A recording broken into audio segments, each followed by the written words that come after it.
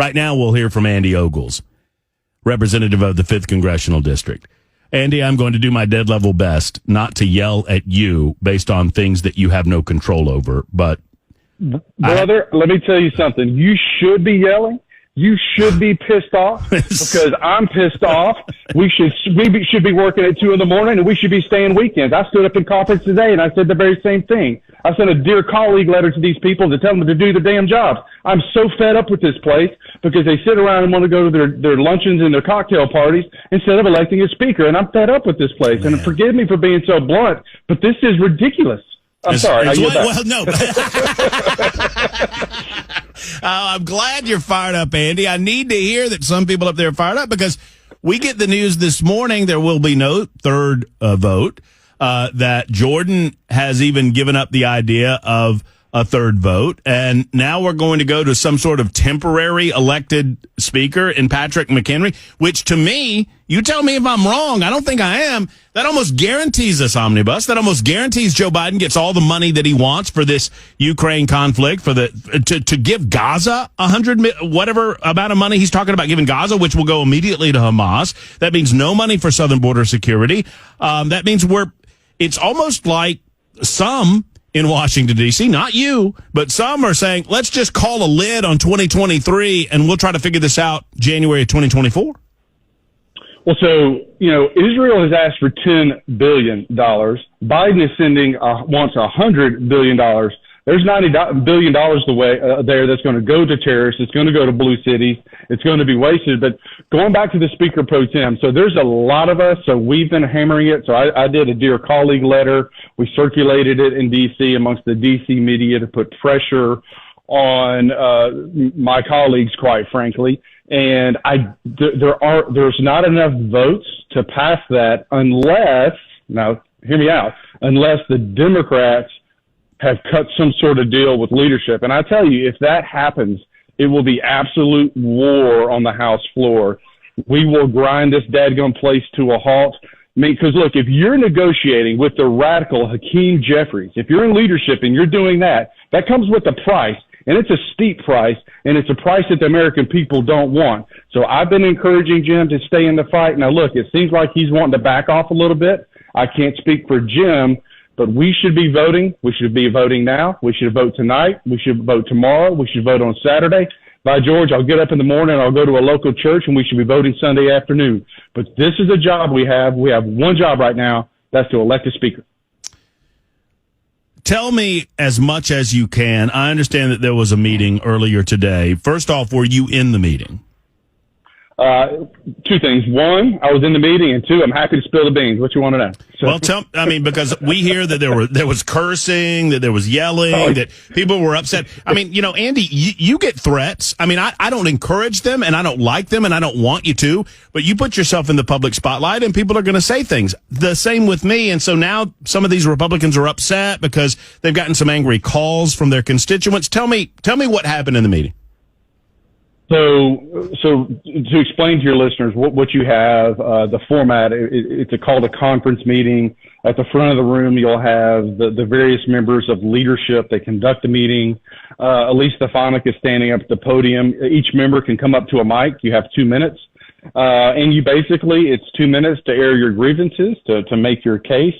It started off kind of calm and people like myself, I was one of the early ones that got up and I said, look, I apologize on behalf of anyone who was attacked by the conservative grassroots because that's not my intent as I opposed this pro tem play. It's not what Jim Jordan intended. And so, but we don't control those folks, right? We can simply say, look, call out, reach them, but talk to them respectfully. Then secondly, I was like, what I just said, I did not go up there. I did not come up here to elect a temporary speaker.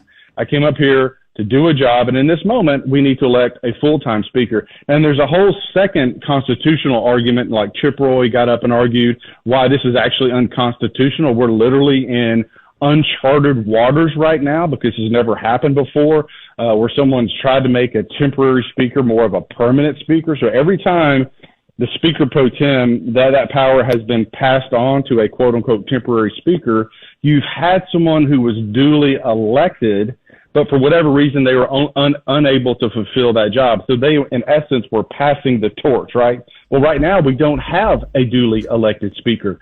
So there's no torch to pass other than this placeholder who has one responsibility to elect a speaker. And so I said, anything that distracts us from that is a betrayal of the trust of the American people. We should be electing a speaker, and we should not leave this place. We should not go home until we do that, because we have work to do. Times like these, you're happy you ran for the 5th Congressional District, huh, Andy? I have to joke to keep from crying, but, I mean, did you realize how swampy it was when you were running? Well, people will say, well, what do you think about D.C.? And the honest answer is it's as bad as you think it would be, but worse. And so here we are.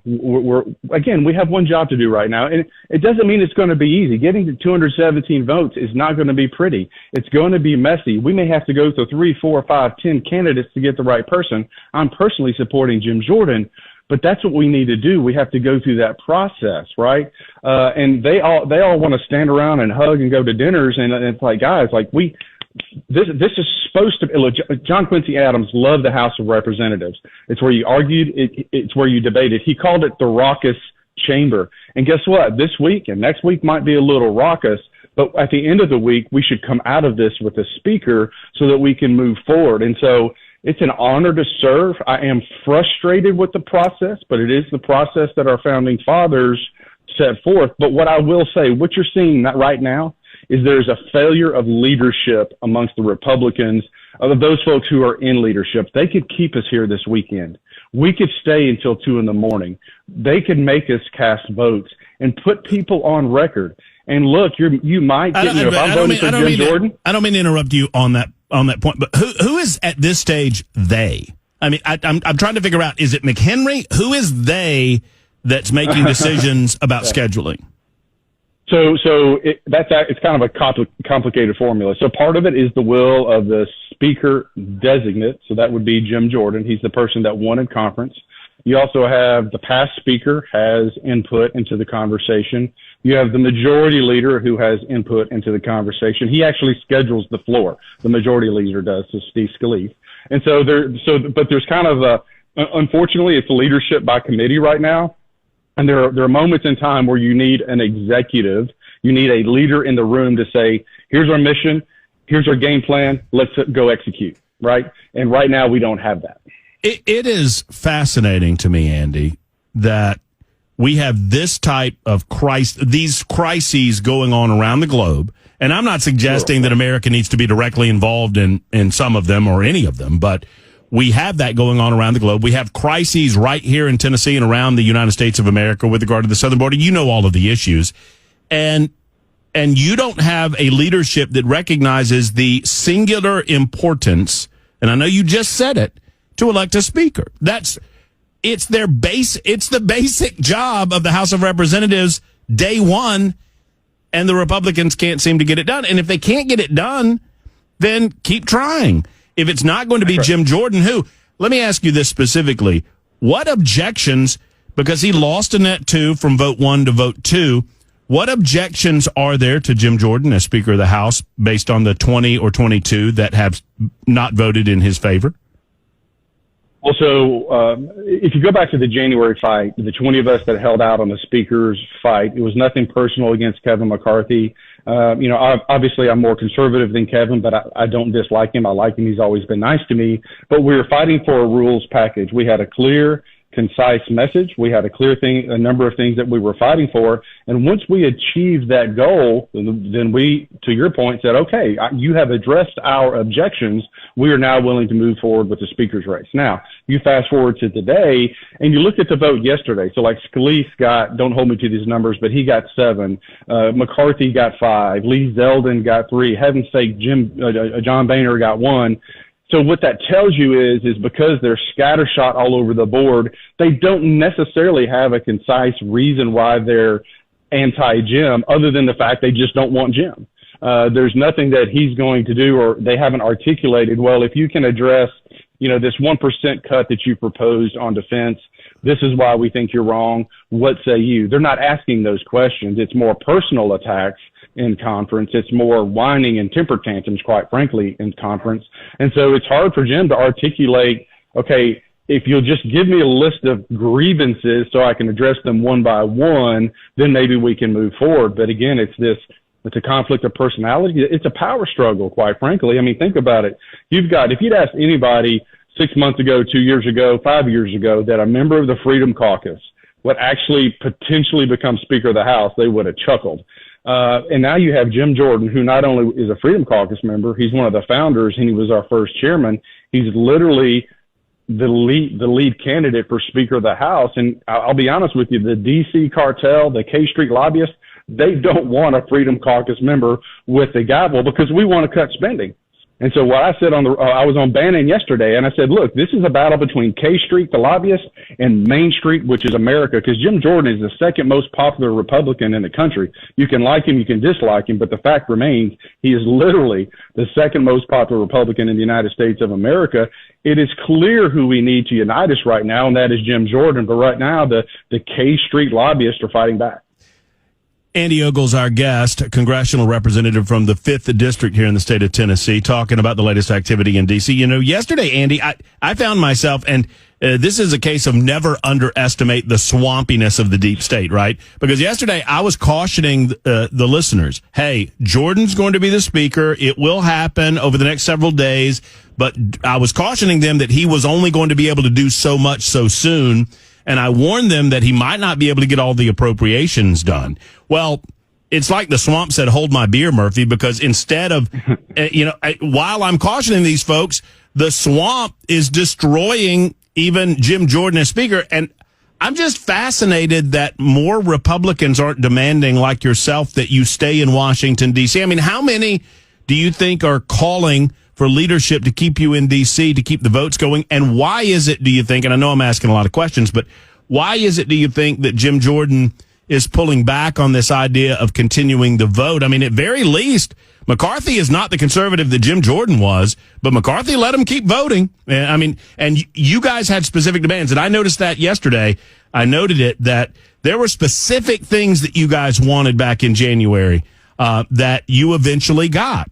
And those were the things that were creating the holdouts. As you eloquently stated a moment ago, apparently these folks just don't want Jordan. Well, then who do they want? That's right. Well, and so the chorus of folks who are saying that we need to stay in D.C. Is growing, but I literally, at least from a public standpoint, was the first person who called for it. I sent out the Dear Colleague letter. It actually got national news because of it, because it was like, what? A member of Congress wants to stay here and do their job? It's like, yeah, a novel idea. Like, we have a mission. We have a task that really literally has a deadline on it. Keep in mind, we're currently operating under a continuing resolution. The drop dead date on that is November 17th. We're going to have a speaker by then so that we can pass some sort of budget to go forward. And so, time is not our friend. And so every day that we go home, every day that we are not voting is a day wasted. And this is going to floor you. In conference, there was a large number of folks whose the solution to getting a speaker is we should just take a few days off. I about flipped my lid.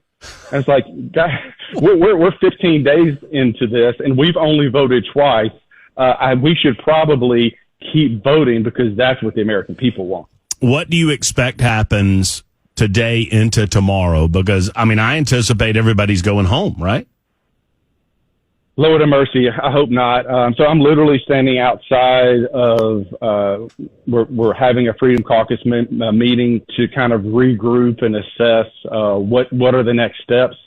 My hope would be that, my calls and a few other of my colleagues' calls to say, hey, look, I know it's inconvenient. Look, my family was on fall break last week. They went to Florida, and they went to Florida without me because I was up here voting. This weekend, I have commitments that I've made. There's some commitments that I've made to my family, but you know what? I'm willing to cancel those things so I can stay up here and elect a Speaker of the House, because that's our obligation. We have a constitutional duty to uphold and elect a Speaker of the House. And so this idea that we would go home is ridiculous. I will continue to advocate for it. I'll continue to fight for Jim Jordan as long as he's in the race. My fear is he's going to drop out, but then it'll be back to the drawing board.